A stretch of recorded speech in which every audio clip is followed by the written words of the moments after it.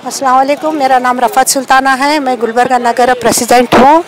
और ये स्ट्राइक आज के दिन में हम एक नोटिस देने आए हुए हैं डीसी मैडम को। कई के लिए बोले तो 50 साल से भी नौकरी कर रहे हैं हम।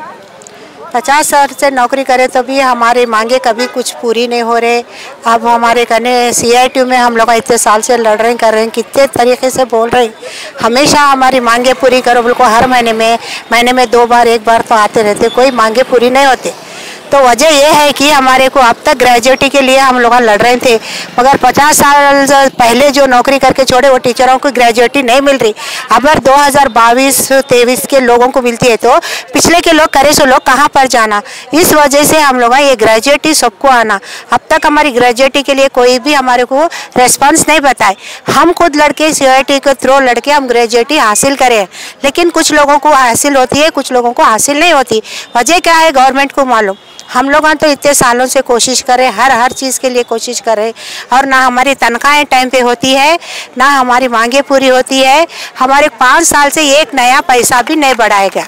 इस वजह से हम स्ट्राइक रखे हैं। अल्लाह खैर खैरियत से हमारे स्ट्राइक को सक्सेस करें देव के दुआ करती हूँ। मेरा नाम रफ़त सुल्ताना, गुलबर्गा नगर प्रेसिडेंट।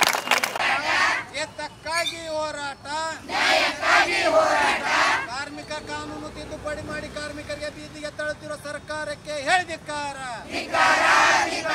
ಕಾರ್ಮಿಕರ ಬಗ್ಗೆ ಕಿಚ್ಚೆತ್ತು ಇದು ಇಲ್ಲದ ಸರ್ಕಾರಕ್ಕೆ ಹೇಳಿದಿಕ್ಕಾರ.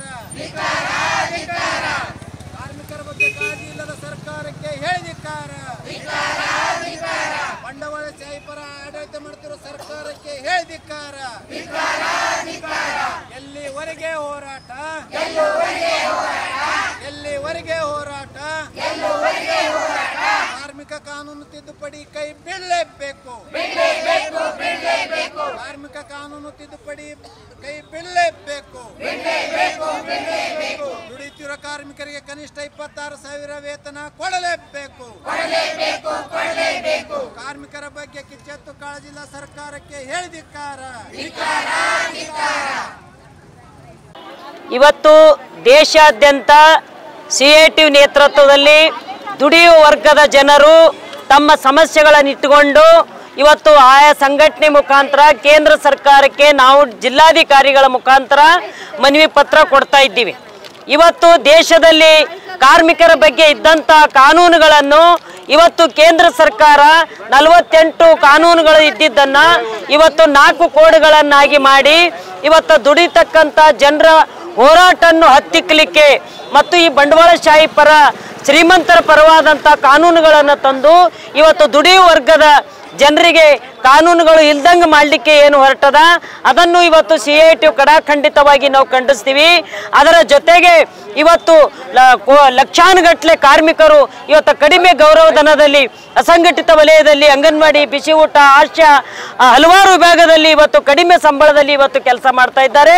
ಇವತ್ತಿನ ಬೆಲೆ ಏರಿಕೆ ಪರಿಸ್ಥಿತಿಯಲ್ಲಿ ಇವತ್ತು ಕೇಂದ್ರ ಕಾರ್ಮಿಕ ಸಮ್ಮೇಳನದಲ್ಲಿ ಇವತ್ತು ಕನಿಷ್ಠ ಇವತ್ತು ದುಡಿತಕ್ಕಂಥ ಕಾರ್ಮಿಕರಿಗೆ 26,000 ರೂಪಾಯಿ ಕನಿಷ್ಠ ಕೂಲಿ ಕೊಡಬೇಕು ಅಂತೇಳಿ ಹೇಳಿದ್ರು ಕೂಡ ಇವತ್ತು ಕೇಂದ್ರ ಸರ್ಕಾರ ಇವತ್ತು ದುಡಿತಕ್ಕಂಥ ಜನರ ಬಗ್ಗೆ ಮಾತಾಡ್ತಾ ಇಲ್ಲ.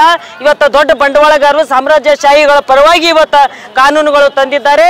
ಇವತ್ತು ಎಲ್ಲ ವಿಭಾಗದ ಜನರು ತಮ್ಮ ಬೇಡಿಕೆಗಳನ್ನು ಕೇಂದ್ರ ಸರ್ಕಾರಕ್ಕೆ ಮನವಿ ಮಾಡ್ತಾ ಇದ್ದೀವಿ. ಅದರ ಜೊತೆಗೆ ಇವತ್ತು 50 ವರ್ಷದಿಂದ ದುಡಿತಕ್ಕಂಥ ಅಂಗನವಾಡಿಯವರಿಗೆ ಸುಪ್ರೀಂ ಕೋರ್ಟ್ 2022ರಲ್ಲಿ ಒಂದು ಆದೇಶ ಮಾಡಿದೆ. ಗ್ರ್ಯಾಜುಯಿಟಿ ಇವರಿಗೂ ಕೊಡಬೇಕಂತೇಳಿ ಆದೇಶ ಮಾಡಿದ. ಇವತ್ತು ಇಡೀ ದೇಶದಲ್ಲಿ 27 ಲಕ್ಷ ಅಂಗನವಾಡಿ ನೌಕರಿಗೆ ಗ್ರ್ಯಾಜುಯಿಟಿ ಜಾರಿ ಮಾಡಿಲ್ಲ. ಅದು ಇಡೀ ಜಾರಿ ಮಾಡಬೇಕಂತೇಳಿ ನಾವು ಇವತ್ತು ಒತ್ತಾಯ ಮಾಡ್ತಾ ಇದ್ದೀವಿ. ಆದರೆ ಕರ್ನಾಟಕದಲ್ಲಿ ಮಾತ್ರ ಹೋರಾಟ ಮಾಡಿ ನಾವು ಗ್ರ್ಯಾಜುಯಿಟಿ ಪಡೀಲಿಕ್ಕೆ ಸಾಧ್ಯ ಆಗ್ಯದ. ಇವತ್ತು ಕೇಂದ್ರ ಸರ್ಕಾರ ಮಾಡ್ತಕ್ಕಂಥದ್ದು ಮಾಡಬೇಕು ಮತ್ತು ಅಂಗನವಾಡಿಯವರಿಗೆ ಗೌರವಧನ ಹೆಚ್ಚಳ ಮಾಡಬೇಕಂತೇಳಿ ಇವತ್ತು ತಹಶೀಲ್ದಾರರ ಮುಖಾಂತರ ಕೇಂದ್ರ ಸರ್ಕಾರಕ್ಕೆ CITU ಮತ್ತು ಜಿಲ್ಲಾಧಿಕಾರಿಗಳ ಮುಖಾಂತರ ನಾವು ಮನವಿ ಪತ್ರವನ್ನು ಕೊಡ್ತಾ ಇದ್ದೀವಿ. ಶಾಂತಾ ಎನ್ ಗಂಟೆ, CITU ಜಿಲ್ಲಾಧ್ಯಕ್ಷ.